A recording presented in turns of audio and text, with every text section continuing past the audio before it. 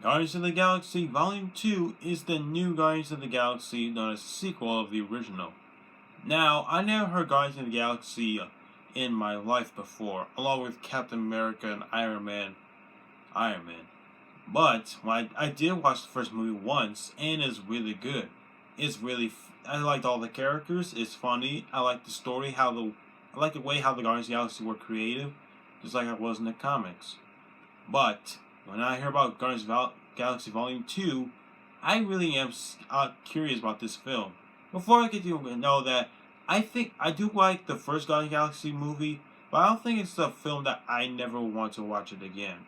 Along with Doctor Strange, because it's kind of too hard to watch the visual but in the background and all that stuff. But when I watched this film along with my dad last week, the day after it came out, it was, well, you'll find out. So the story's about the Guardians of the Galaxy trying to destroy this monster who's trying to steal the batteries from this planet.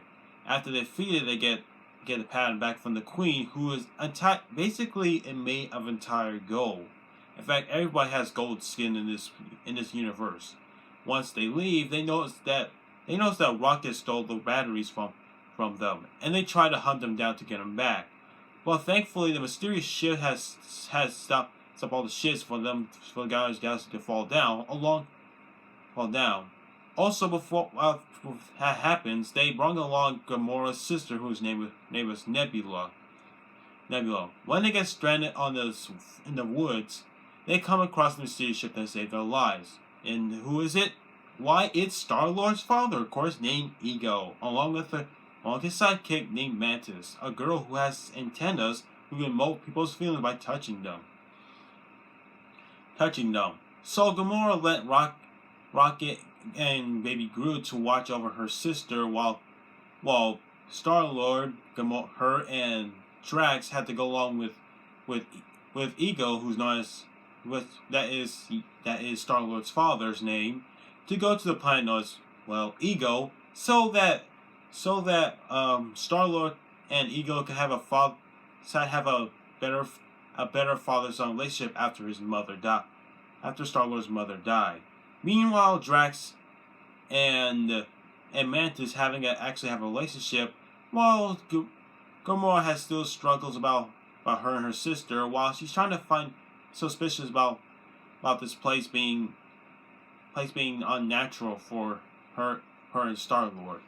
Meanwhile, we notice that the Gold Queen, has hired Yondu from the first movie to hunt down the Guardians of the Galaxies. He agrees, and once he did capture Rocket, Groot, and Nebula, and put them there. But it turns out all Nebula's gangsters have decided to turn their back on him and decide to not let him become their ruler. And that's the rest of the movie. Yondu interacts with Rocket and Groot, while Star-Lord and his dad are trying to have a relationship. And that's basically what the story is. And I'm not gonna lie to you guys, I think the stories in this movie is a little stale. Now don't get me wrong, the story is a little decent, but not decent enough. In fact, the only thing I can find that's really decent is with Rocket and Yondu, and the part with Ego trying to explain how it's happening after his son Peter known as Star-Lord, how it happens after he got abducted by Yondu. And speaking of Yondu is my favorite character in this movie. He's hilarious, and he's very awesome with his new power with his whistle ability with the arrow. It's very neat. It's very unique. And in fact, this is what the movie basically is. Mostly character development rather than focusing on the story. Like, there's a part with Drax and Mantis trying to have a perfect relationship. There's, like I said, with Ego and Star-Lord trying to have a relationship together, like how Ego got into space and all that stuff. Gamora trying to have a conversation with her sister, and yada yada yada. And that's how it is when I feel about the story. At least the first movie has a story, because it mainly focuses on how the Guardians of the Galaxy came and how they're supposed to be. And here, the story just mainly focuses on character development rather than mainly focus on the story.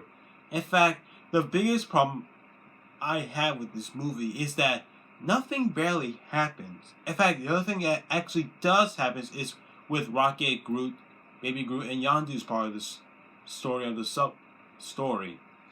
Which also means that that Rocket also has a lot of screen time in the film about his character. And that's how it basically is. As the rest of the characters, they do look very good. And as for the jokes, I have to say, this is the only Marvel movie that actually have a lot of funnier jokes than all the all the Avengers movies and Captain America films I can think of. And of course, I do love the part like I saw in the trailer where Mantis revealed that Star-Lord has a romantic feeling with Gamora and all that other stuff. In fact, Drax and Mantis are the only one that give us a lot of laughs, including Rocket Raccoon a lot throughout the entire movie. Yeah, it's basically true about that. And that's all I had to say. Oh yeah, I forgot something totally else. Also, I do love the special effects in this movie. They still look really, really awesome to look at. Of course, I do love the action scenes. The action scenes are incredibly good. Also, I really do love the climax in this. But what makes the climax even more to engaging to look at is how drama it is. Like, it really is drama. Like, all the characters are really about to die. Literally almost about to die until Star-Lord is the one who saves the day. It's really, really engaging to watch. Also, if you haven't watched the movie, you're actually kind of curious, because I'll give you guys what you know what happened in the beginning. In the beginning, it starts out in the real world where we see the man and the woman actually in love, and they show this mysterious plan. Then maybe thought that, maybe that's that's just part of filler. But here's the thing.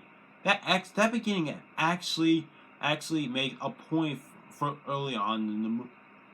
At make point later throughout the movie. And I have to say that's the most creative thing I've ever seen in a movie. Have a beginning, even though you thought it might go out of nowhere, but actually has a purpose later in the movie. And that's why I think that how this was in this film. So, like I said, the climax is the action scene, the fight scenes, and the visual, how they fly was really, really awesome. And the jokes are good. All the characters are unique too. You might be wondering who's my favorite character in the Guardians of the Galaxy. It will probably It would be Star-Lord and Drax and not Drax really. No, not Drax. Rocket and Groot. These guys are awesome. So in conclusion, Guardians of the Galaxy Volume 2 is a really great movie. I really do recommend. I almost highly recommend you to watch this film. It is really funny, imaginative. It has a really strong character development, and the writing is really, really great. Great. In fact, I find this movie had the best writing than any other Marvel movies. Even way better. I find this movie way better than Captain America's Civil Wars and The Winter Soldier. So I'm giving the Guardians of the Galaxy Volume 2 a 9 out of 10 for earning a star medal. I hope you all enjoyed this review, and I'll see you guys next time. So long, my paisanos.